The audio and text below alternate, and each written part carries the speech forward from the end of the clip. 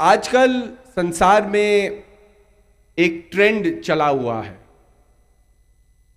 अगर कुछ लोगों को हंसता हुआ देखते हैं तो वो बात उनके पेट में पचती नहीं है। वो ये सोचते हैं कि अरे ये व्यक्ति कैसे खुश रह सकता है जब मेरे जीवन में खुशी नहीं है। तो एक भावना ऐसी है कि अगर मेरे जीवन में दुख है तो सारे संसार में दुख होना चाहिए।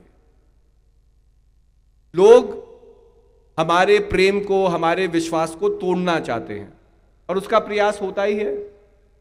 आप देखते रहो, आघात काल से, आदि काल से हम सब लोग जानते हैं हम संसार में क्यों आए हैं। सारे धर्म, सारी सोच, सारे महान पुरुषों के वचन हमें अग्रसर करते हैं संसार के मोह के बंधन से अपने आप को छुड़ाने के लिए।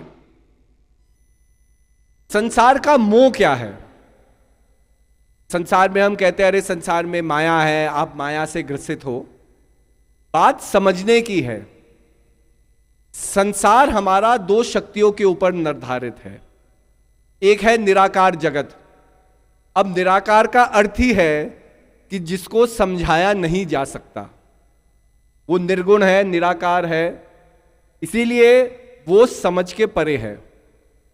लेकिन संसार का एक रूप है जिसको हम समझ सकते हैं, जिसको हम जान सकते हैं, उसको हम साकार जगत कहते हैं। अब साकार जगत को समझने से ही हम निराकार तत्व का आभास कर सकते हैं, अनुमान लगा सकते हैं। अगर मैं आपसे पूछूं जी समुद्र कितना बड़ा है, तो आपने समुद्र को नापा थोड़ी है।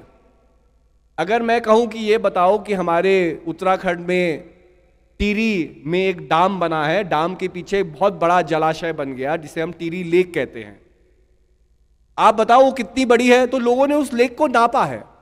वो कह देंगे जी 42 स्क्वायर किलोमीटर के एरिया में ये लेक है, क्योंकि वो सीमित है, बाउंड्रीज में बंधी हुई है।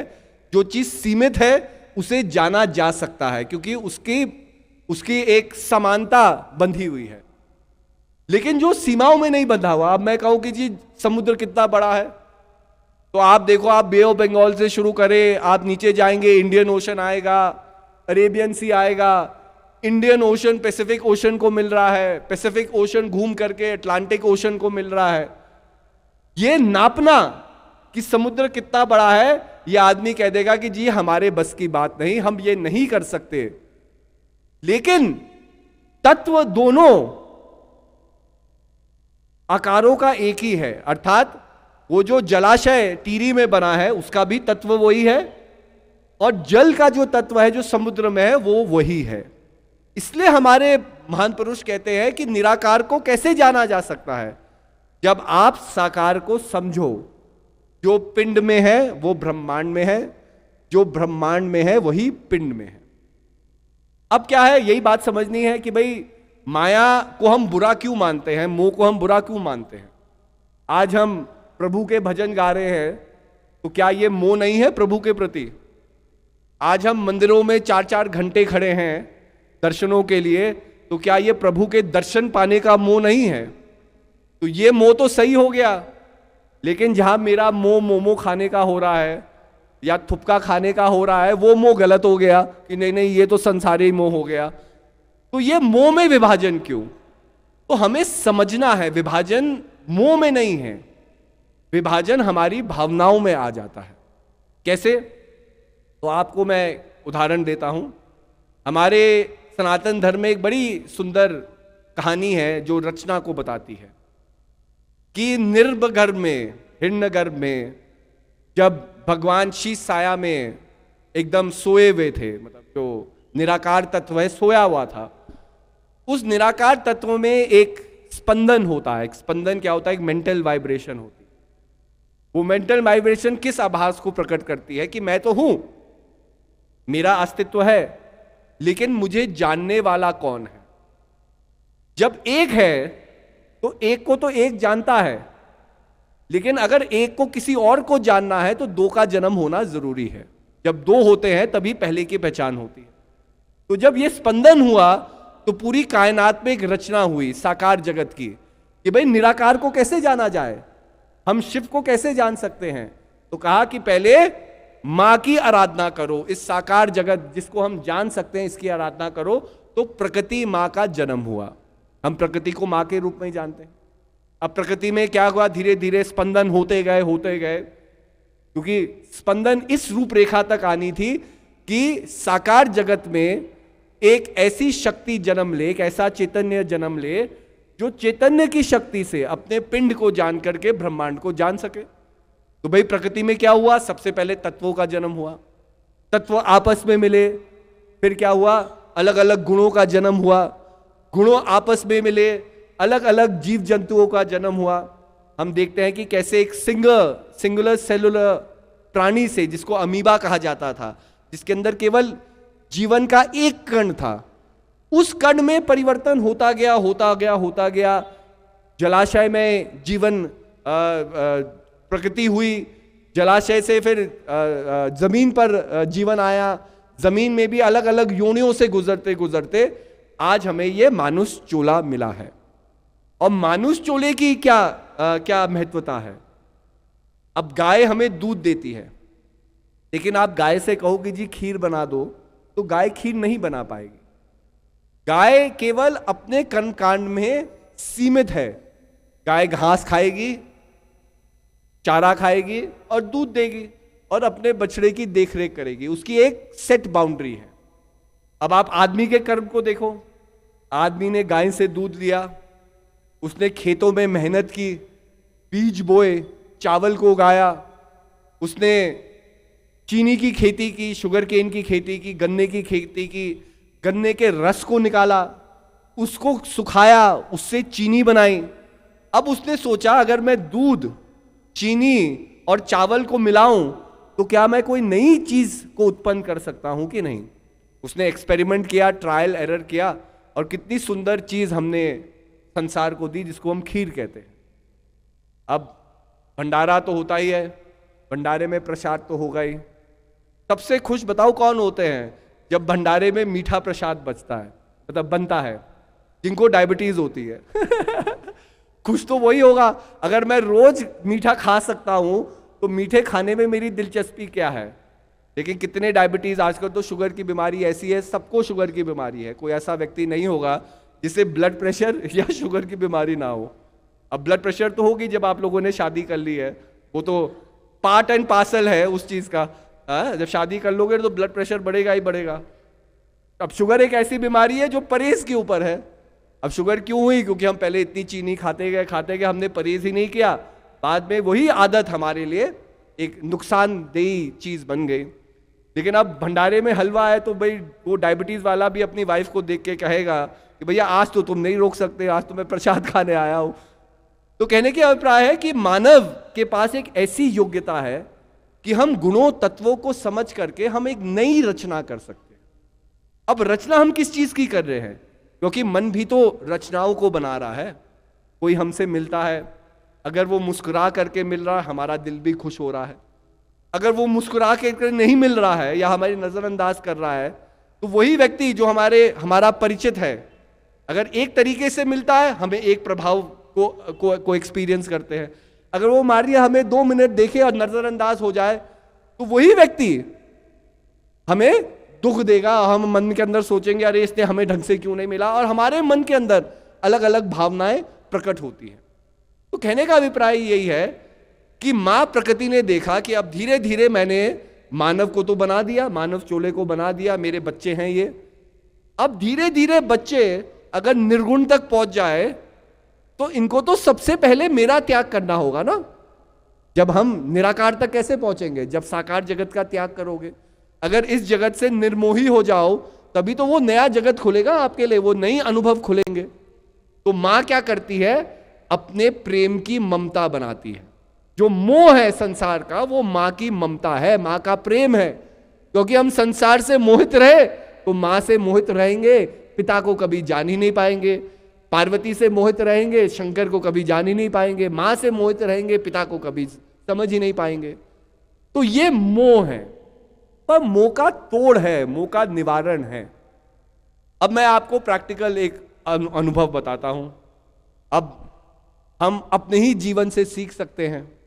अब मैं कोई देवी देवताओं की बात करूं, वो घटनाएं घटित हुई नहीं हुई, हमारा इतिहास इतना पुराना है कि भाई 5000 साल पहले क्या हुआ, उससे हम अनुमान जरूर लगा सकते हैं कि हमें प्रेरणा जरूर मिल सकती है कि हमें जीवन को आज कैसे जीना है। लेकिन 5000 साल पहले की परिस्थिति और आज की परिस्थिति तो बहुत अलग है। जीवन के रूपरेखाएं बदल गई, हमारा दृष्टिकोण बदल गया, समाज को समझने का हमारी रूपरेखा बदल गई। लेकिन मैं आज का प्रैक्टिकल एग्जाम्पल आपको अपने जीवन से बताता हूं। अब जीवन में मोह क्या है और मोह क्या क्या चीजें करवाता है, और कुछ चीजें ऐसे भी होती है जो अपने आप होती है, हम चाहते नहीं होना लेकिन हो जाती है। यही संसार की विडंबना है। एक दिन हम बिस्तरे में लेटे हुए थे तो श्यान जी आते हैं और वो कहते हैं, पापा आप गंजे हो रहे हो, पापा आप गंजे हो रहे हो। अब बस उसी दिन से हमें पता नहीं क्या हो गया, हमारे मन में भी मोह आया अपने बाल के प्रति। अब हमारी हालत तो देख ही सकते हो, उसका परिणाम क्या है कि हमने बाल काटते ही छोड़ दिए, इतने लंबे लंबे बाल हो गए, केवल एक बात से कि पापा आप गंजे हो रहे हो। अब ये मोह है। अब पापा कभी ना कभी तो आदमी गंजा होगा ही या मतलब कभी ना कभी परिवर्तन तो शेष होगा ही। अगर उस समय आप परिवर्तन से घबरा गए तो आपको मोह होगा। अब मोह हमें भी हुआ तो हमने सोचा कि भाई जब बाद में गंजे होंगे तो क्यों ना अभी से अपनी एक्सटेंशन ही उगा लो बाद में गंजे होंगे तो अपनी बाल की एक्सटेंशन पहन लेना। आजकल तो जो महिला लोग हैं इस चीज को समझेंगी ज्यादा कि क्या क्या रूपरेखा से हम अपने काया को बदल सकते हैं। तो ये काया को बदलने की बात है। अच्छा, इस चीज का तोड़ क्या हुआ, हमारे बाल बढ़ते गए, अब वो आराध्या जी से भी लंबे हो गए, है ना। अब क्या हमें तो बड़ा अच्छा लग रहा है कि हम गंजे नहीं हो रहे, लेकिन आराध्या जी बार बार पूछती है आप बाल कब कटा रहे हो, आप बाल कब कटा रहे हो, क्योंकि उनको परेशानी हो रही है कि इनके बाल हमसे लंबे कैसे हो गए। तो ये भी जीवन है। कभी हम अपने रास्ते पे चल रहे हैं, हम सोच रहे हैं हम तो बड़ा सही कर रहे हैं जीवन में, लेकिन हमारे कर्मों से भी किसी को कष्ट हो सकता है, किसी को दुख हो सकता है। ये संसार का कर्मकांड है और इस कर्मकांड में हम फंसे हुए हैं। अब इस कर्मकांड का तोड़ क्या है, बड़ी आसानी से देखो। अब परेशानी तो हमें लग रही है, अब ये हमारी परेशानी है, हो सकता है आपको इतनी समझ में ना आए, क्योंकि हर एक व्यक्ति अपनी परेशानियों से जूझता है। और जब हम परेशान होते हैं उस समय हमें हमारे दिल के अंदर क्या दर्द है या हमारे दिल के अंदर क्या मुसीबत है वो व्यक्ति ही समझ सकता है, कोई और नहीं समझ सकता। दुख का प्रभाव ऐसा होता है। लेकिन उसका एक तोड़ है। अब तोड़ क्या है कि अगर हम कल जाकर के अपने बाल ही मुंडवा ले तो ना रहेगा सोच, ना किसी की बात, ना कोई परेशानी। तो परिवर्तन मेरे अंदर कैसे आए उसको संभालने की शक्ति मेरे अंदर होनी चाहिए।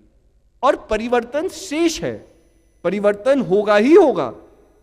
लाओ त्सु एक बड़े चाइनीज फिलोसोफर हुए, दूरदार्शनिक हुए।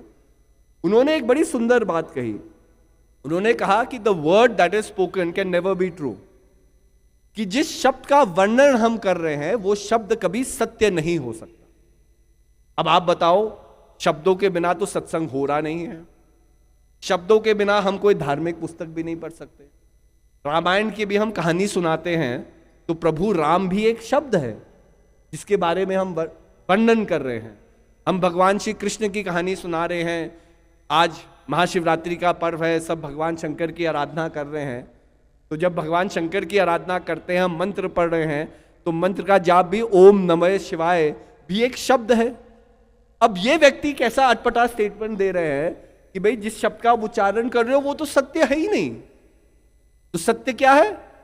तो वो कहते हैं कि जो शब्द बोला ना जाए वो सत्य है। अब ये कितनी बड़ी विडंबना है। इसका मतलब अगर मैं भगवान की भक्ति कर रहा हूं, मैं रामायण का पाठ कर रहा हूं, तो वो मेरी भक्ति तो सार्थक ही नहीं है, क्योंकि जो मैं पढ़ रहा हूं वो तो सत्य है ही नहीं, वो तो शब्द सत्य नहीं है। कहने का अभिप्राय उनका था कि संसार दो चीजों में बंधा हुआ है, साकार जगत, निराकार जगत। मतलब साकार जगत में हम शब्दों से बता रहे हैं कि भगवान का क्या रूप है, भगवान की क्या आकृति है, लेकिन क्या हमने भगवान को देखा है? एक प्रैक्टिकल एक्सपीरियंस अलग है, एक एक्सपीरियंस हम चाहते हैं, ये कामना है। और कामना और सत्य में, अनुभव में अंतर हमेशा रहेगा। क्योंकि कामना करना इसका मतलब आपने प्रत्यक्ष की अनुभव नहीं किया है। अगर मैं कामना करूं कि मैं दिल्ली जाऊं और वहां के इंडिया गेट को देखूं, तो जब तक मैं दिल्ली नहीं गया हूं तब तक तो कामना कामना है, तब तक कामना कामना है कि भाई दिल्ली जाना है जाना है। और जिंदगी में एक बार भी आप दिल्ली चले गए, आपने इंडिया गेट को देख लिया, तो जीवन भर के लिए वो कामना कामना नहीं रहेगी ना, क्योंकि प्रत्यक्ष आपने किसी चीज को पा लिया, देख लिया और वो कामना समाप्त हो गई। ऐसे ही प्रभु को पाने की कामना तो कामना है। हम आरती कर रहे हैं, हम प्रसाद चला रहे हैं, हम कर्मकांड कर रहे हैं, हम जो भी कर रहे हैं, हम 4 धाम की यात्रा कर रहे हैं, ये तो कामना है केवल प्रभु तक पहुंचने की, लेकिन प्रभु को हम पहुंचे थोड़ी है। तो महान पुरुष ये समझाते हैं कि ठीक है, संसार में हम कर्म करते रहे, संसार के कर्मकांड को हम पूरा करते रहे, लेकिन हमारे अंदर एक स्पंदन है जो साकार से निराकार की ओर ले जाएगा। अगर उस जर्नी को, उस यात्रा को पूरा नहीं किया तो साकार जगत में हम जो भी कर्म कर रहे हैं ये केवल हमारे जीवन तक सीमित है। हमारी श्वासों की माला रुकेगी और जो भी हमने किया वो सब यहीं का रेखा जोखा रह जाएगा। आपके कर्जे यहां रह जाएंगे, आपको संसार से किसी चीज को लेना होगा, वो सब कामनाएं यहां रह जाएगी। तो महान पुरुष हमें समझाते हैं कि सत्य से बोध कैसे कराएं, और सत्य आपका एक प्रतीक है, आपके अंदर आपका एक अंश है, लेकिन वो अंश क्या है, हमारे ही अलग अलग पहचानों में वो कहीं छिप गया है। अब आप क्या कहेंगे कि हमारी अलग अलग पहचानें क्या है, तो मैं बताता हूं आपकी अलग अलग पहचानें क्या है। कभी हम आपको फोन मिलाए, कभी अचानक होता है, हम कभी बाईजी या किसी कार्यकर्ताओं को फोन मिलाते हैं। अब मान लिया हमारा नंबर उसके फोन में स्टोर्ड नहीं है, तो उसको तो पता नहीं कि हमसे फोन आ रहा है, तो हम कहेंगे हेलो कौन बोल रहे हैं, वो वहां से आवाज, बड़ी कठोर आवाज आएगी, हाँ कौन, उसको तो पता ही नहीं किसने फोन किया है। अब ये एक मास्क है, हमारा एक चेहरा है कि कोई भी आम आदमी हमसे फोन करके बात कर रहा है तो हम बड़े कठोर शब्द में बोलेंगे, हाँ कौन बोल रहा है, क्यों परेशान कर रहे हो, क्या है, क्या काम है।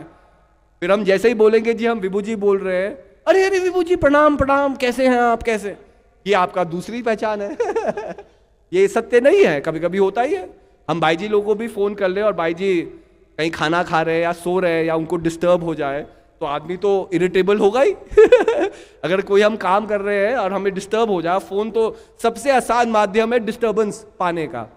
पहले नारद मुनि होते थे ना जो झगड़ा कराते थे, एक जगह से दूसरी जगह चले गए, एक इंफॉर्मेशन को दूसरे के कान में डाल दिया। आपका फोन वही काम कर रहा है।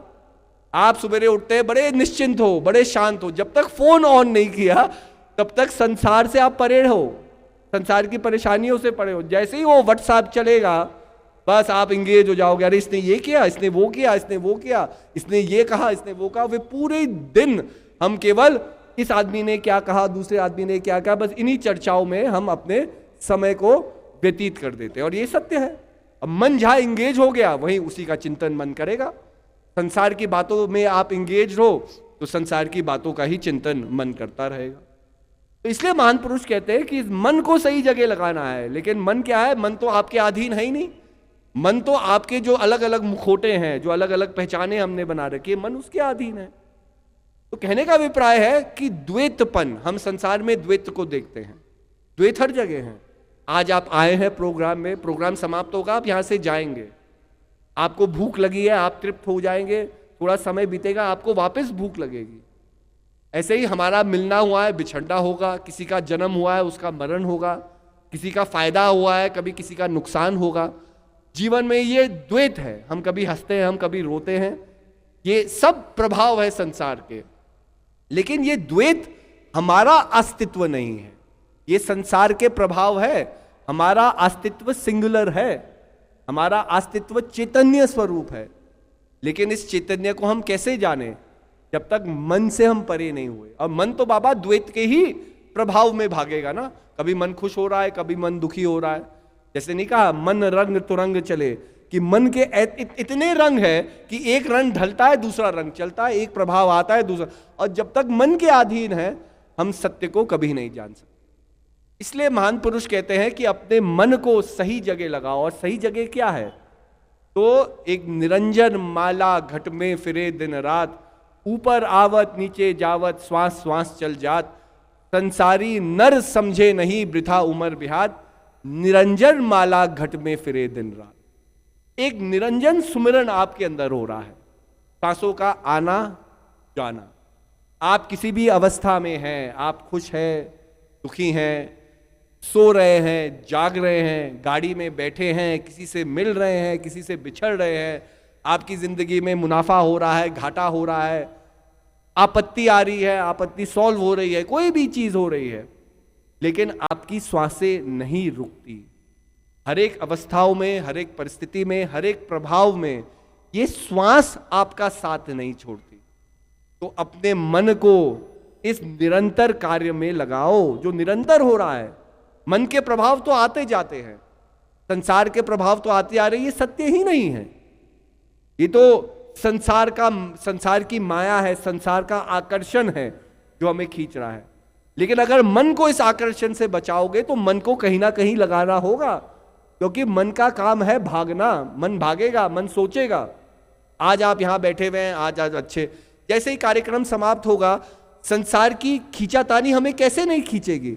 हर एक आदमी सोचेगा अरे अब घर भी जाना है, कल नौकरी भी करनी है, मंदिर के दर्शन भी करने हैं, बच्चों की पढ़ाई भी होनी है, ये ऑटोमेटिक है। तो मन तो सोचेगा हम समाज में जाएंगे, फिर समाज संसार का आश्रम का चिंतन करता है, हम घर में परेशान हैं, बच्चे हमें तंग कर रहे हैं, कोई कुछ ताने कस रहा है, कोई कुछ तान कर रहा है। हम सोचते हैं अरे आश्रम में होते कितना अच्छा होता, वहां कितना मतलब अच्छा माहौल था, कितना आनंद था, हमारी कोई खींचातानी नहीं थी। तो जब मन संसार में है वो किसी चीज का चिंतन करेगा, मन दरबार में है तभी वो किसी चीज का चिंतन करेगा। लेकिन अगर इस मन के भागने को हम रोक करके इसे अपनी श्वासों में लगा सके, तब मन स्थिर है। और जब मन स्थिर है तो आप अपने आप से परिचित है, आपकी जो पहचान है आपके सत्य रूप से होती है, क्योंकि अपनी सत्यता को हमने छिपा रखा है ना। हम अलग अलग लोगों से मिलते हैं तो अलग अलग रोल्स हम बना रहे हैं। विलियम शेक्सपियर थे, बहुत बड़े लेखक थे, कवि भी थे, बहुत से प्लेज उन्होंने लिखे, आज भी उनके प्लेस को इंग्लिश लिटरेचर में सिखाया जाता है, लोग पढ़ते हैं। हमें भी उनका एक प्ले पढ़ना पड़ा। भाषा उस समय वो अजीब थी, लेकिन जो उन्होंने लिखा बहुत गहरी गहरी बातें लिखी। तो उन्होंने क्या लिखा, उन्होंने कहा कि all people in this world are mere actors, कि हम सब लोग संसार में जब जन्म लेते हैं तो एक एक्टर के रूप में, एक कलाकार के रूप में जन्म ले रहे हैं, और एक व्यक्ति अलग अलग रोल को निभाएगा अपने जीवन में। और वो होता ही है, हम छोटे होते हैं, हम बचपन के रोल को निभाते हैं, नादान होते हैं, हंसते खेलते हैं। धीरे धीरे बड़े होंगे, लोग कहेंगे अरे बड़े हो रहे हो, अब मैच्योर हो जाओ, अब बड़े हो जाओ। फिर हम घर गृहस्थी के जीवन में जाते हैं। घर गृहस्थी के हमारे कितने रोल हैं, हम किसी के पति बनेंगे, पत्नी बनेंगे, किसी के पिता बनेंगे, किसी के बेटे बनेंगे, किसी के भाई, किसी के बहन, ये फिर रोल बदलते रहते हैं। फिर हम समाज में कदम रखते हैं, समाज में कोई हमारा बॉस है, हम किसी के नीचे काम कर रहे हैं। तो एक आदमी अपने जीवन में कितने किरदारों को निभा रहा है, तो ये हमारे रोल्स हैं। अब इन रोल में समानता नहीं है, तो इसका मतलब कहीं ना कहीं भेदभाव मेरे ही मन में छिपा हुआ है। मैं एक व्यक्ति को मिलता हूं, बड़े सम्मान से मिलता हूं, क्योंकि वहां कोई स्वार्थ छिपा हुआ है। अरे मैं अपने बॉस को मना लूं तो बॉस मेरा प्रमोशन कर देगा। लेकिन वही व्यक्ति उसी ऑफिस में, जो व्यक्ति मुझे चाय रोज पिलाता है, जो मेरा डेस्क साफ करता है, जो मेरा कूड़ादान साफ करता है, उसको मैं कभी अपने बॉस का सम्मान नहीं दूंगा जो मैं अपने बॉस को देता हूं, क्योंकि वहां कोई स्वार्थ ही नहीं है। मेरी नजरों में वो व्यक्ति मेरे से नीचा है, वो मुझे कुछ दे ही नहीं सकता। तो जो व्यक्ति मुझे दे सकता है उसके आगे मैं कुछ और हूं, जो व्यक्ति मुझे कुछ नहीं दे सकता उसके आगे मैं कुछ और हूं। तो मेरा सत्य क्या है? अब इसी सत्य को हमें समानता में लाना है। भगवान श्री कृष्ण ने अर्जुन को ज्ञान क्यों दिया? अब ये इतनी विडंबना नहीं है। बाबा कुरुक्षेत्र का मैदान, वहां कितने लोग होंगे, जब कितनी मतलब पूरे भारतवर्ष के राज्यों की सेना वहां इकट्ठा हो गई। कौरवों की सेना, पांडवों की सेना, वही भारतवर्ष था उस समय, आर्यवर्त था, है ना। अब सारी सेनाएं आ रही है। आज तक लोगों का इतिहास है, ऐसे ऐसे रजवाड़ों का इतिहास है जिनके रजवाड़ों में ये लिखा हुआ है कि किस तरफ से उनकी सेना लड़ी उस समय। आप इस तरफ जाएंगे कांगड़ा की तरफ, हिमाचल की तरफ, तो जो कांगड़ा राज परिवार है, अगर उनके इतिहास को आप देखें, क्योंकि उस समय वो कौरवों के अधीन थे, तो उन्हें जब महाराजा आपको बुलाता है, आपको उसी सेना में लड़ना है। तो उनका इतिहास है कि कितने लोग, कितनी टुकड़ी सेना की उस समय उन्होंने कुरुक्षेत्र मैदान में भेजी, उनके इतिहास में है।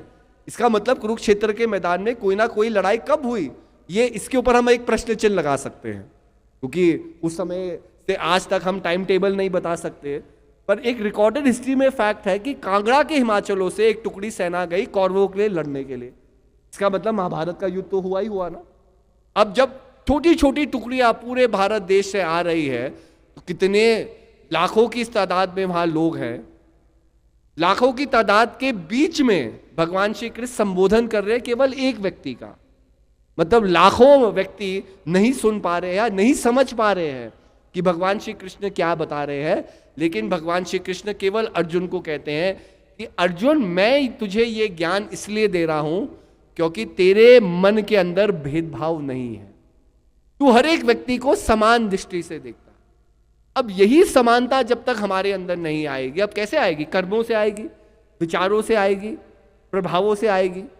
इसलिए महान पुरुष कहते हैं अपनी संगत को सही जगह लगा के रखो, अपने मन को सही जगह लगा करके रखो। सही जगह लगोगे तभी जीवन में सही करने की प्रेरणा होगी। नहीं तो भाई समाज में दुष्प्रचार, दुष्कर्म क्या करने हैं, आप रोज अखबार पढ़ लो, आपको 10 आइडिया मिल जाएंगे। आप रोज टीवी चैनल चला लो। पहले भाई टीवी चैनल नहीं होते थे, है ना। पहले छोटे छोटे कार्यक्रम आते थे। हमारे इंडिया में एक चित्रहार कार्यक्रम आता था, न्यूज़ का चैनल आ जाता था।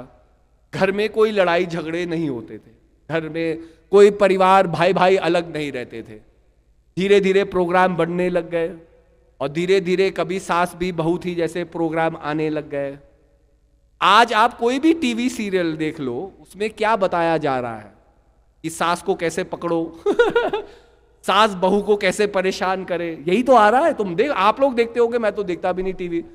लेकिन जहां ये चीजें समाज में ज्यादा हमें इन्फ्लुएंस करने लग गई, हमारे घर टूटने लग गए। पहले पूरा परिवार एक साथ रहता था, है ना, 4 भाई भी होते थे, छोटा सा घर था, किसी को परेशानी नहीं होती थी। लोग एक तकिया लगा करके, गद्दे लगा करके सारे बच्चे एक ही कमरे में सो जाते थे, किसी को कोई परेशानी नहीं होती। आज मुझे बड़ा घर मिल गया, मुझे अपना कमरा भी मिल गया, लेकिन परेशान पागल की तरह उसी कमरे में मैं घूम रहा हूं क्योंकि परिवार चला गया। जो चीज हमें शांति प्रदान करती है, सुकून प्रदान करती है, कभी मैं परेशान हूं तो मेरा भाई आकर के मेरी परेशानी को सुलझाने की कोशिश कर रहा है, मेरे चाचा, मेरे ताऊ मुझे प्यार दे रहे हैं, तो संसार से मुझे संघर्ष भी मिल रहा है, लेकिन घर में इतना प्यार मिल रहा है कि संसार के संघर्ष को, संसार के कष्टों को मैं भुला रहा हूं। लेकिन अब घर में 2 लोग ही नहीं है, तो प्यार कहां से मिलेगा, प्रेम कहां से मिलेगा, अपनापन कैसे मिलेगा? आदमी बंबई जैसे महानगर में रहता है जहां 28 मिलियन लोग रह रहे हैं। 28 मिलियन लोग कितने लोग होते हैं? एक शहर में रह रहे हैं। लेकिन एक बॉम्बे के व्यक्ति से पूछो कि भाई क्या है आपको, तो कहते हैं जी मैं डिप्रेशन में हूं क्योंकि मैं अपने आप को 28 मिलियन लोगों के बीच में अकेला पाता हूं। ये कितनी बड़ी विडंबना है। हम 28 मिलियन लोगों के बीच में रह रहे हैं, लेकिन हम डिप्रेस्ड हैं क्योंकि हम अपने आप को अकेला पाते हैं। इसका मतलब इतने लोगों के बीच में भी मेरा संबंध किसी के साथ नहीं, मैं किसी से खुल के बात नहीं कर सकता, अपने कष्टों को व्यक्त नहीं कर सकता। गांव का जीवन सरल क्यों था? क्योंकि इससे पहले कि मुझे ही पता हो मेरे घर में क्या झगड़ा हो रहा है, पूरे गांव वालों को पता है कि जी क्या हो रहा है। तो गांव में 10 लोग तो आ ही जाते थे ना मुझे, मेरी मदद करने के लिए। अब गांव में एक व्यक्ति बीमार हो गया तो सारे गांव वाले इकट्ठा हो जाते थे, कोई जड़ी बूटी लाएगा, कोई दवाई लाएगा, कोई कुछ करेगा। मतलब पूरे गांव वालों को होता था कि भाई गांव में व्यक्ति बीमार है, हम उसको मदद कर लें।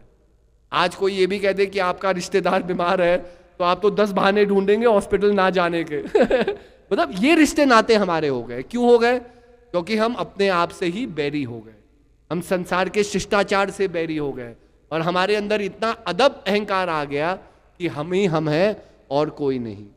तो इस अहंकार को जीवन तोड़ता है। कैसे तोड़ता है? कष्ट दे करके। जीवन में जो चीज हंसते हंसते नहीं सीखोगे, वो जीवन कभी ना कभी रुड़ा टुड़ा करके सीखेगा। मोटरसाइकिल चला रहे हो, अच्छी तरह से नहीं चलाओगे, क्या होगा? गिरोगे, हड्डी टूटेगी। एक बार हड्डी टूटेगी, दोबारा मोटरसाइकिल कभी तेज नहीं चलाओगे ये जीवन की शिक्षा है।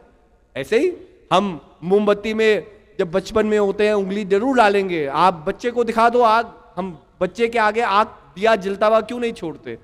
हमें डर होता है कि बच्चा कभी उंगली डालेगा, लेकिन कभी आपने उंगली डाली?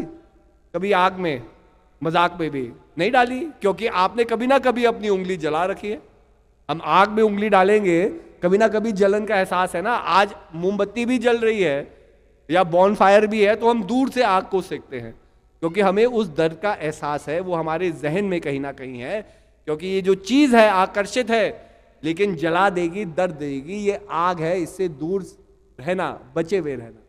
ऐसे ही जब तक माया और संसार के बंधन को नहीं समझोगे कि ये बंधन हमें कैसे प्रभु परमात्मा से दूर ले जा रहे हैं, तो प्रभु परमात्मा के प्रति मोह जागृत नहीं।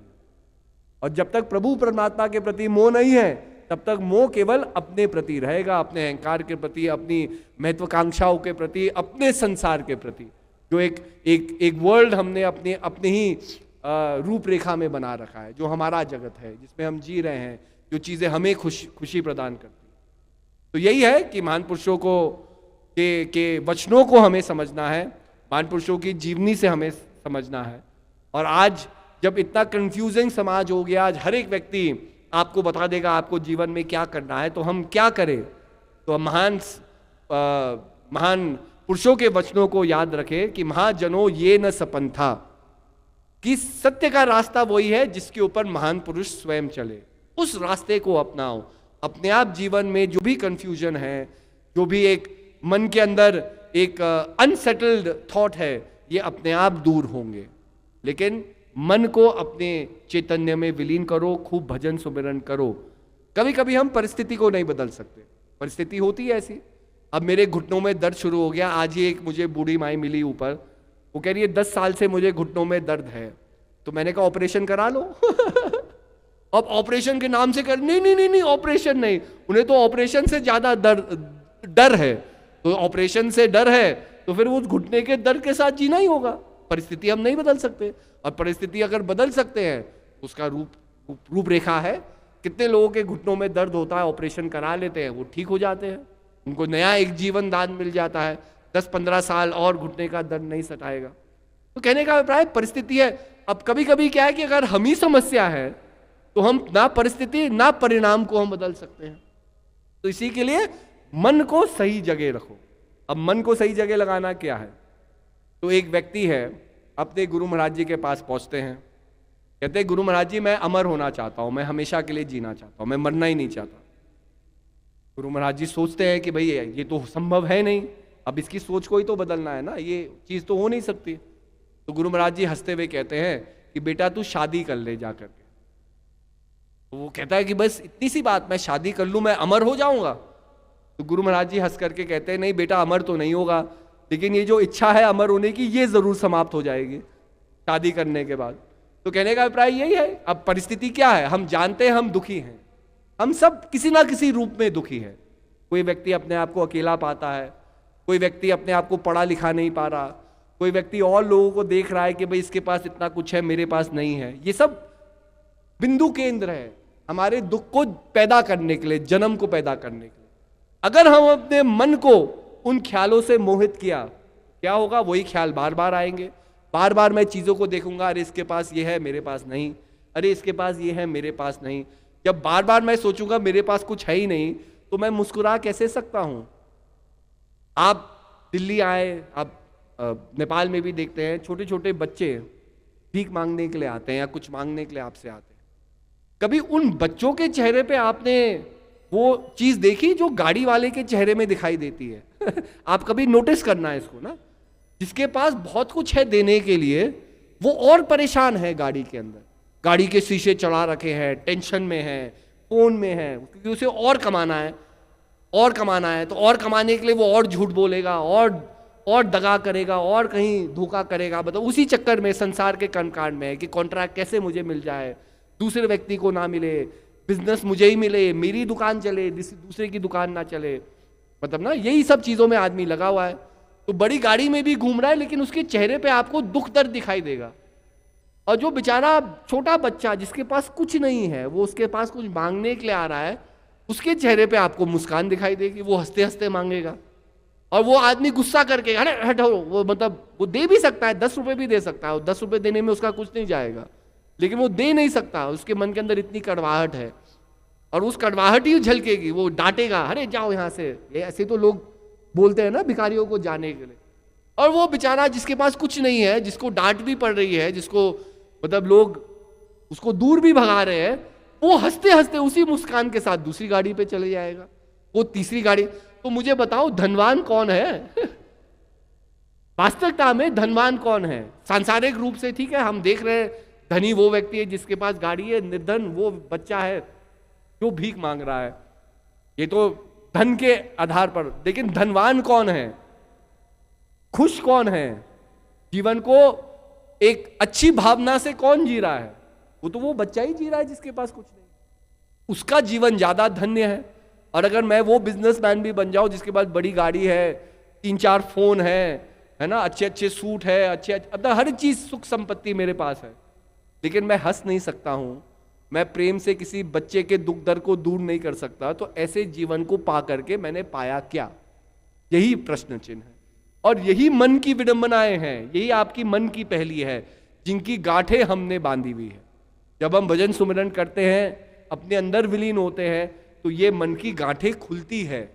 ये मन के मोह जो हमने अलग अलग जगह बना रखे हैं, अरे मेरी काया, अरे मेरा नाम, अरे मेरी पहचान, अरे मेरा परिवार, अरे मेरा समाज, अरे मेरा धर्म, अरे मेरा शिष्टाचार, मेरा कर्मकांड, ये सब जो गांठें हैं ये धीरे धीरे खुलती है।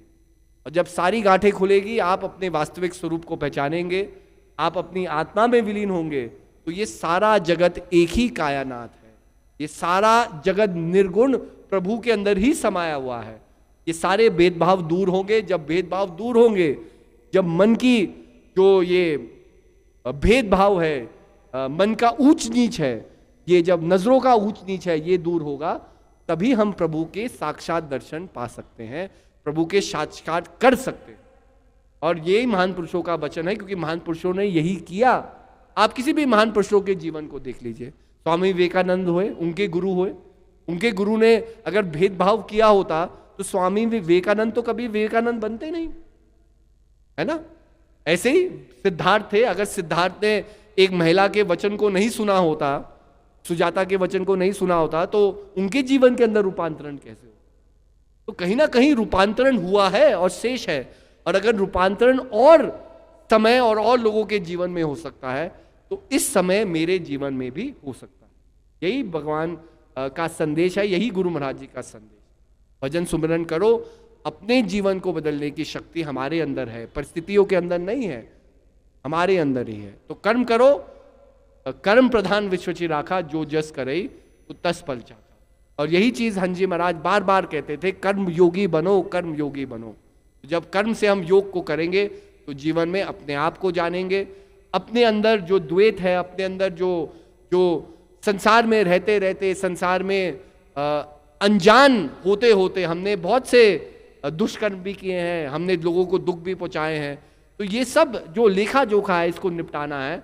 सबसे पहले अपने आप को बदलना सीखो। अगर हमने कोई बुरा कर्म कर भी दिया, तो आज हम अच्छा कर्म ही तो कर सकते हैं ना, उस बुरे कर्म को काटने के लिए। लेकिन बुरा ही सोचोगे तो बुरा ही करते रहोगे।